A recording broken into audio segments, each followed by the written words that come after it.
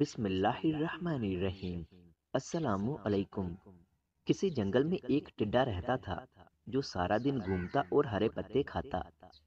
ایک دن وہ پتے کھا رہا تھا اور ساتھ گنگنا رہا تھا کہ اسے ایک پھل اپنی طرف آتا ہوا دکھائی دیا اور قریب پہنچ گیا۔ بہت سی چونٹیاں مل کر اس کو اٹھائے ہوئے تھیں۔ یہ دیکھ کر ٹڈا بولا، تم اتنی ساری چونٹیاں یہ کہاں لے کر جا رہی ہو؟ وہ ایک جڑ کی طرف اشارہ کر کے بولی کہ خزاں کا موسم آنے والا ہے، اس لیے ہم اناج اور کھانا جمع کر رہے ہیں تاکہ سردی کے موسم میں آرام سے رہ سکیں۔ ٹڈے نے دیکھا کہ درخت کی جڑ میں ایک سوراخ تھا اور چونٹیاں اس میں اناج وغیرہ لے جا رہی ہیں۔ اس نے یہ سب دیکھا تو بولا، اے بے وقوف چونٹیوں، آنے والے وقت کی فکر ابھی سے کیوں کر رہی ہو؟ ابھی خوب مزے کرو میری طرح، مستقبل کا بعد میں دیکھا جائے گا۔ چونٹیوں نے کہا کہ اے ٹڈے، تم بھی اناج جمع کر لو ورنہ بعد میں پچھتاؤ گے۔ ٹڈا بولا، مجھے تو ابھی موسم کے مزے لینے دو، مستقبل کا بعد میں دیکھا جائے گا۔ یہ کہتے ہوئے وہ بے فکری سے ہرا پتا کھانے لگا۔ ایک دن ٹڈے کو ایک چیخ سنائی دی۔ ایک چونٹی کا پاؤں پتھر سے اٹکا اور وہ گر پڑی۔ ٹڈا اس کے قریب آ کر بولا، کیا میں تمہیں تمہارے گھر تک پہنچا دوں؟ چونٹی بولی، میں تمہاری شکر گزار ہوں گی۔ ٹڈے نے اسے اپنی کمر پر بٹھایا اور اسے اس کے گھر کے قریب اتار دیا۔ چونٹی نے ٹڈے کا شکریہ ادا کیا۔ جلد ہی خزاں کا موسم آ گیا اور ایک پتا تک ہرا نہ بچا۔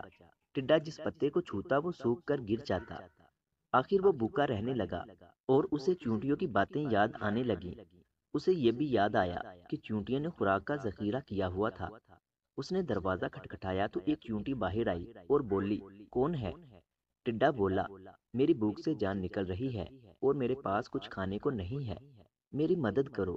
چونٹی بولی، تم نے تو ہمارا مذاق اڑایا تھا کہ ابھی مجھے مزے کرنے دو، ہم کہتے تھے نا کہ اناج جمع کر لو۔ ان دونوں کی آواز سن کر کچھ اور چونٹیاں بھی باہر آ گئیں۔ ٹڈے نے ابھی انہیں آدھی بات ہی بتائی کہ بیچارہ بے ہوش ہو گیا۔ اچانک ہی ایک چونٹی بولی کہ کس طرح ٹڈے نے میری مدد کی تھی، اندر لے چلو اس کو۔ چونٹیاں اس کو پتے پر لٹا کر اندر لے گئیں۔ پھر اسی چونٹی نے اسے سوپ پلایا اور آگ کے قریب بٹھایا۔ آخر کچھ دیر میں وہ ہوش میں آ گیا۔ اس نے چونٹی کا شکریہ ادا کیا۔ چونٹی بولی، اے نادان ٹڈے، اب تمہیں علم ہو گیا ہوگا کہ مستقبل کے لیے پہلے سے سوچنا کتنا ضروری ہے۔ وہ بولا، ہاں میں سمجھ گیا، مستقبل کی فکر حال میں کرنا کیوں ضروری ہے۔ مجھے آج ایک اور بات پتہ چلی کہ نیکی کبھی رائے گاہ نہیں جاتی۔